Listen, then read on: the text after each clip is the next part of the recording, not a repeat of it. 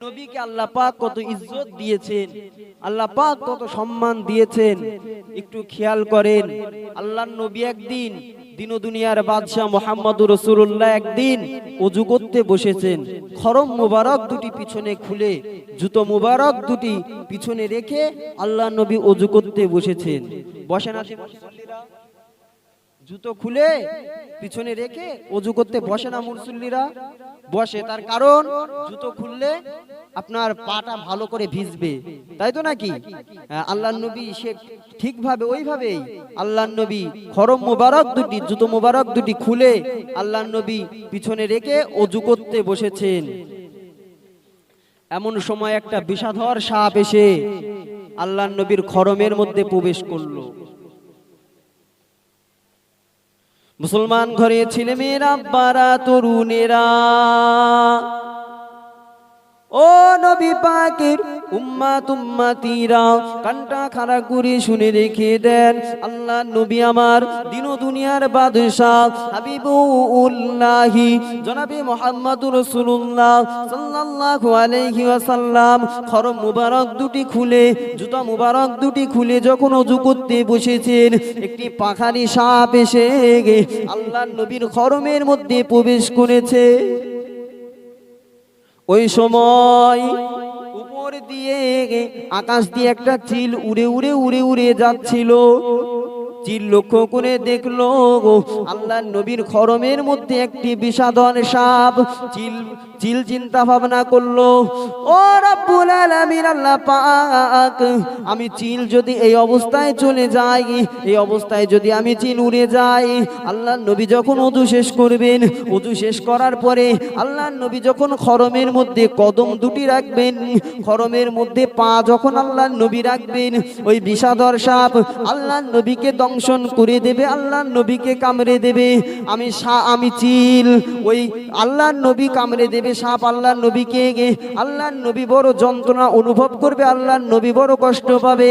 আমি চিল তা দেখে সহ্য করতে পারবো না। না না না না না, ওই সময় চিল কি করেছিল?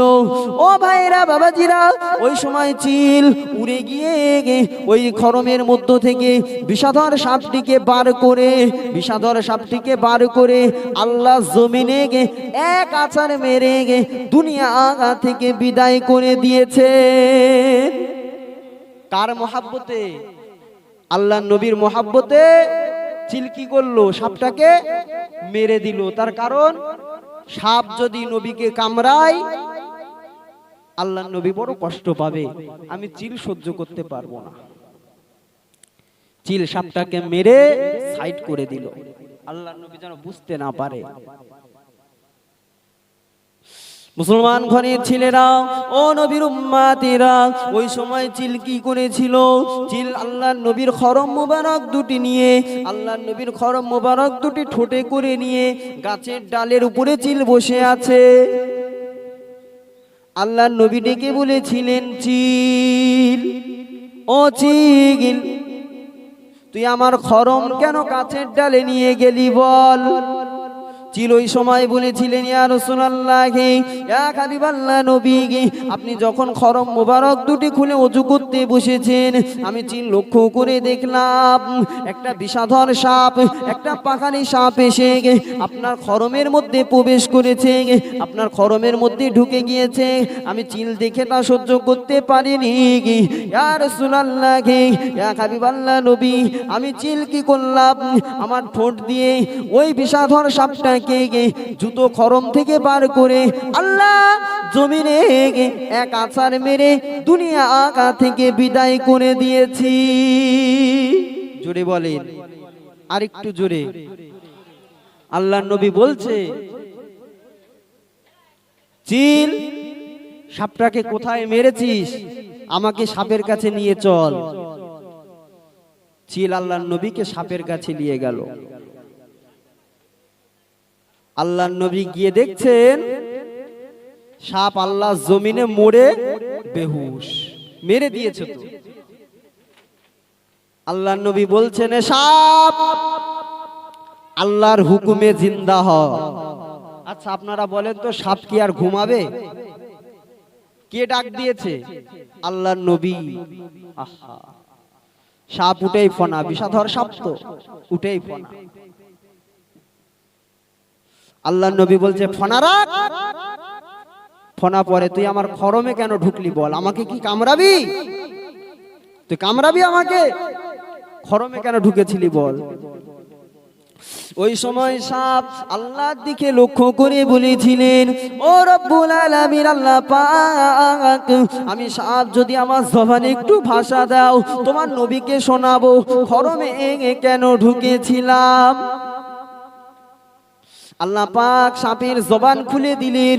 সাপ ওই সময় আল্লাহর নবীকে লক্ষ্য করে বলেছিলেন, ইয়া রাসূলুল্লাহ, ইয়া হাবিবাল্লাহ নবী, আমি সাপ আপনার খরমে ঢুকেছিলাম। জি জি জি, আপনার খরমে আমি প্রবেশ করেছিলাম, কিন্তু ইয়া রাসূলুল্লাহ, আপনাকে কামড়াবো এই নিয়তে নয়, আপনাকে দংশন করব এই নিয়তে নয়। ইয়া রাসূলুল্লাহ, আমি সাপ অনেক দিন ধরে শুনে আসছি যে নবী মুহাম্মদুর রাসূলুল্লাহ যদি দুনিয়ার জমিনে না আসতেন, আল্লাহ পাক যদি নবীকে সিজন না করতেন, আল্লাহ পাক যদি নবী মুহাম্মদকে না বানাতেন, আমি সাপ আল্লাহ পাক আমাকেও বানাতেন না। এই কথা শোনার পরে সেই থেকে আমি সাপ, আমার মনে মনে একটা আশা জাগে যে কোন নবীর ওসিলায় আমি সাপ দুনিয়া পেলাম, আমি সাপ দুনিয়ায় জন্ম নিলাম, কোন নবীর ওসিলায় আমি দুনিয়ায় আসলাম, ওই নবীর কদমে একবার চুমু খাবো। ইয়া রাসূলুল্লাহ, ইয়া হাবিবাল্লাহ নবী, আমি সাপ, আমার মনে বড় আশা, মনে বড় আকাঙ্ক্ষা। ইয়া রাসূলুল্লাহ, আমি এমন কোন সুযোগ পেতাম না যে আপনার কদমে আমি চুমু খাবো, এমন সুযোগ আমি পেতাম না। ইয়া রাসূলুল্লাহ, দিনের উজালায় যদি আপনার কদমে আমি চুমু খেতে যাই, আপনার কদমে যদি দিনের উজালায় মানুষের সামনে চুমু খেতে যাই, ইয়া রাসূলুল্লাহ, ইয়া হাবিবাল্লাহ, মানুষ আমাকে ভুল বলে, ভুল বুঝে পিটিয়ে মিটিয়ে মেরে ফেলে দেবে, তাই জন্য আমি সাহস করতে পারিনি। ইয়া রাসূলুল্লাহ, আজকে যখন আমি সুযোগটা পেয়েছি, আপনি খরম মুবারক দুটি খুলে ওযু করতে যখন বসেছেন, আমি সাপ আপনার খরমে ঢুকে, আমি সাপ চিন্তা করলাম আল্লাহর নবী যখন ওযু শেষ করবেন, ওযু শেষ করে আল্লাহর নবী যখন খরমের মধ্যে পা দুটি রাখবেন, কদম দুটি রাখবেন, আমি সাপ আল্লাহর নবীর কদমে চুমু খেয়ে আমার জীবনটা ধন্য করে নেব।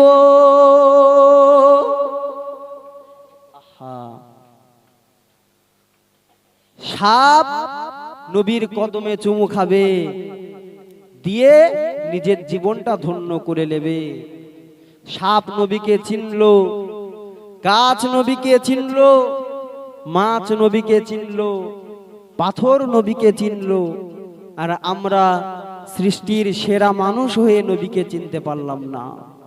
আহা, যে নবী আমাদের জন্য আগেও কেঁদেছেন, এখনো কাঁদছেন, কিয়ামতের দিনও কাঁদবেন, সেই নবীকে আমরা চিনলাম না।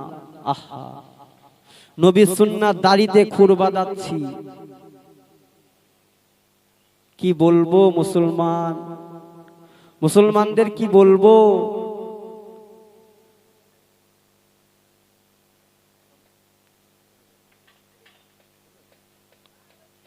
আল্লাহ পাক রব্বুল আলামিন আমাদের সকলকে শোনার থেকে, বলার থেকে বেশি বেশি আমল করার তৌফিক দান করুন। সকলে একবার বলেন আল্লাহুম্মা আমিন। ভাইজান চলে এসেছেন, ওয়াজ ও নসিহত করবেন, আপনারা সকলে শুনবেন। ভাইজানকে পাশে বসিয়ে রেখে ওয়াজ করা একটা বেয়াদবি, তাও করে ফেলেছি, আল্লাহ মাফ করুক। আমি ছোট মানুষ, দু চার কথা আলোচনা করেছি বাপ, যদি ভুল ত্রুটি হয়ে যায় আল্লাহর রাস্তায় ক্ষমা করে দেবেন।